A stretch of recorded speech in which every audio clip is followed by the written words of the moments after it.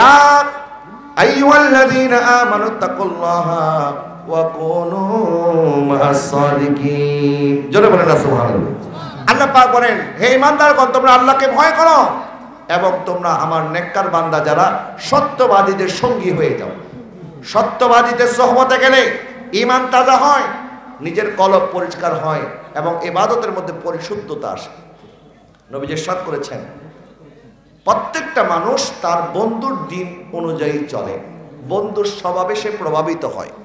আমাদের বন্ধু বান্ধব যারা আছে তাদের যে সমস্ত ভালো অভ্যাস আছে, বন্ধু যখন বন্ধুকে ভালোবাসে তখন ওই ভালো অভ্যাসগুলি আস্তে আস্তে ওই বন্ধুর মধ্যে চলে আসে। আমার বন্ধু যদি খারাপ হয়, ওই খারাপ বন্ধুর খারাপ অভ্যাসগুলি আমাদের ভিতরে চলে আসতে পারে। কথা বলে না, ঠিক কিনা?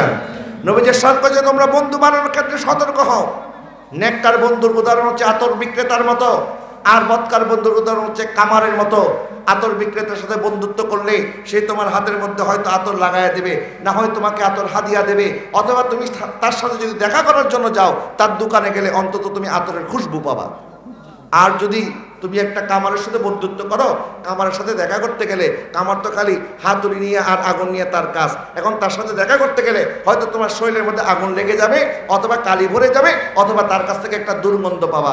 এই জন্য বন্ধু হতে হবে আতর বিক্রেতার মতো, যেন তার স্বভাবে তুমি গুণান্বিত হতে পারো। এই জন্য আমাদেরকেও আমাদের বন্ধু নির্বাচন করার ক্ষেত্রে সতর্ক হতে হবে। প্রিয় হাজরিন, যারা দামি হয়েছে তারা সোহবতের মাধ্যমে দামি হয়েছে। যেমন নবীজি সাল্লাল্লাহু আলাইহি ওয়াসাল্লামের সাহাবায়ে কেরাম, ওনারা দামি হয়েছে আমার নবীর সোহবতের কারণে। কথা বলেন না, ঠিক কিনা? যারা জাহেলি যুগ, এক সময় জাহেলি যুগের অন্ধকারে ছিল, যারা এক সময় জাহেলি যুগের অন্ধকার যুগে অনেক কাজ তারা করেছে, কিন্তু আমার দয়াল নবীর সোহবতে আসার কারণে ওনাদের জীবন এমন পরিবর্তন হয়েছে, এই পৃথিবীর মধ্যে নবীর উম্মতদের মধ্যে সাহাবে কেরামের মতো আদর্শবান আর কেউ নাই। সুবহানাল্লাহ বলেন না? পৃথিবীর সর্বশ্রেষ্ঠ মানব হিসাবে আমার নবী তাদেরকে তৈরি করেছেন। এই জন্য সোহবত অত্যন্ত গুরুত্বপূর্ণ জিনিস। আর এই সোহবতের কারণে আমার নবীর মর্যাদা এমন হয়েছে, আল্লাহ সুবহানাহু ওয়া তাআলা কোন নবীকে সোহবত দান করে নাই। প্রত্যেক নবীর উপরে ওহী নাযিল হয়েছে, জিবরিল নবীদের কাছে ওহী নিয়ে আসতো। আর একজন নবীর সাথে আল্লাহ পাক কথা বলেছেন, মূসা আলাইহিস সালাম। কিন্তু মূসা আলাইহিস সালাম কথা বলেছেন, আল্লাহকে দেখে নাই, আল্লাহর সোহবত পায় নাই।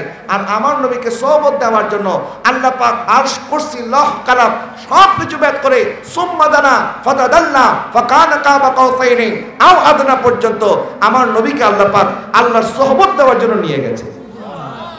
আমার নবীর মর্যাদা কম না বেশি? এত বেশি কেন? কারণ আমার নবী আল্লাহর সোহবত পেয়েছে।